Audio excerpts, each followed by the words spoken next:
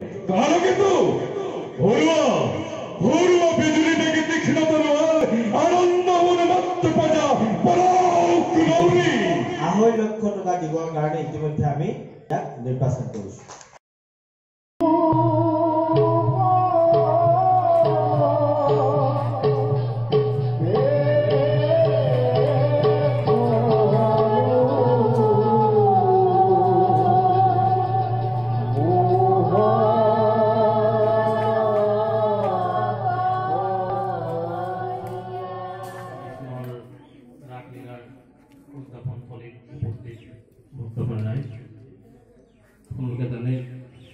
বিশ্বৰ কৰোনা মহামাৰী স্তব্ধ হৈ পৰাৰ পাছত ভাৰত চৰকাৰ তথা অসম চৰকাৰৰ নিৰ্দেশনা অনুসৰি অনুষ্ঠান প্ৰতিষ্ঠানৰ কাৰ্যসূচীবিলাক ভাগি বৰ্তমান পতাকা উত্তোলন কৰিবৰ বাবে আমি আগবাঢ়িছোঁ।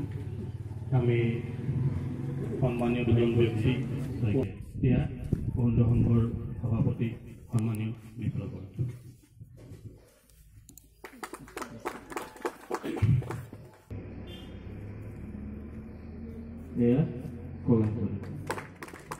আমি সন্মানীয় ধন্যবাদ আমাক আমি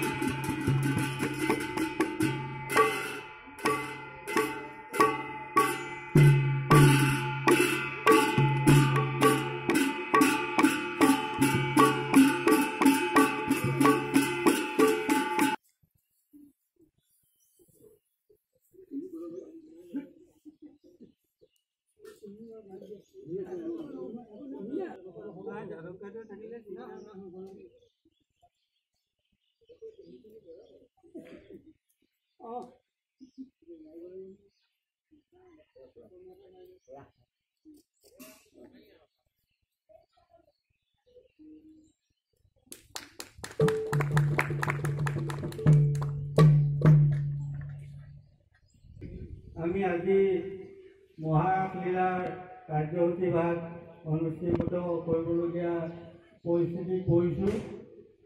এই যুৱক যুৱতীসকলৰ আকাংক্ষাৰ প্ৰতি লক্ষ্য ৰাখি এই কথাত মই অত্যন্ত সন্তোষ এতিয়া লাভ কৰিছোঁ এই কাৰণে যে আজি আমি অন্ততঃ আমাৰ গোপিনীসকলে এটা উৎসাহ পাব যে আজি অন্ততঃ যিমানখিনি মানুহ আহে তেওঁলোকে মহালীলাই সাংস্কৃতিক কুটিলত্ব আমি মই নালাগে বুলি কৈছিলোঁ। আমি অনুসংঘ তথা আঠত্ৰিছ সংখ্যক শ্ৰী শ্ৰীকৃষ্ণৰ মহালীলাৰ তৰফৰ পৰা আন্তৰিক শ্ৰদ্ধা জ্ঞাপন কৰিছোঁ। ইতিমধ্যে আমাৰ চৰ্দাৰ অনুসংঘৰ উপদেষ্টা সন্মানীয় কমেন চৌধুৰী ডাঙৰীয়াই আপোনালোকক এই বিষয়ে অৱগত কৰালে।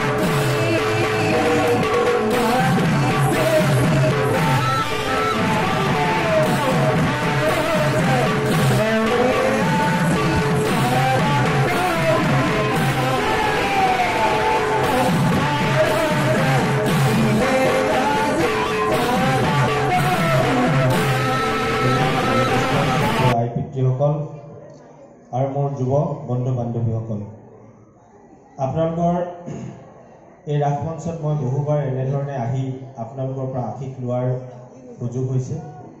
আজিও আহিছোঁ। মই কোনো বক্তৃতা দিবৰ কাৰণে অহা নাই, কাৰণ আজি আমি কাকতি ডাঙৰীয়াৰ পৰা দুআষাৰ কথা ৰাস সম্পৰ্কত খুব আন্তৰিকতাৰে শুনাৰ এটা হেঁপাহ আছে।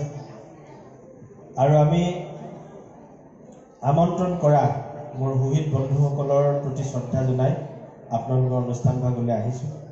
মই সকলোলৈকে অভিনন্দন জ্ঞাপন কৰিছোঁ। আৰু আপোনালোকৰ যিটো নিৰলস প্ৰচেষ্টা, নেৰা নেপেৰাকৈ লাগি থকা প্ৰত্যেকটো বছৰেই এই ৰাস নাটক ভাগ আয়োজন কৰি প্ৰভু ভগৱন্তৰ ৰূপ লীলা মানুহৰ মাজলৈ যিটো ধৰণে আপোনালোকে বিতৰণ কৰি আহিছে, ৰাসৰ ৰস আস্বাদন কৰি আহিছে, এই কথাখিনি আমাক সঁচা অৰ্থত অনুপ্ৰাণিত কৰে।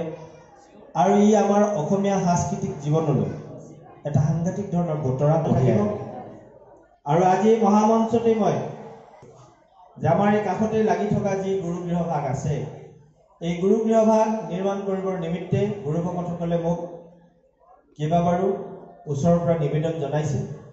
আৰু ময়ো তেখেতলোকৰ এই নিবেদনক শ্ৰদ্ধা সহকাৰে লৈ আপোনালোকৰ এই নামঘৰ ভাগ উন্নীত কৰিবৰ নিমিত্তে অসম চৰকাৰৰ অসম দৰ্শন আঁচনিৰ যোগেদি 2.5 লক্ষ টকা দিবৰ কাৰণে ইতিমধ্যে আমি ইয়াক নিৰ্বাচন কৰিছোঁ। গতিকে ডিচেম্বৰ মাহৰ ভিতৰতে আমি এই নামঘৰৰ আপোনালোকৰ যিখিনি পৰিৱৰ্তিত কৰিব লগা কাম আছে, এই কামখিনি আপোনালোকে কৰিব পাৰিব। সেইখিনি মই আজি ৰাজহুৱাকে জনাইছোঁ।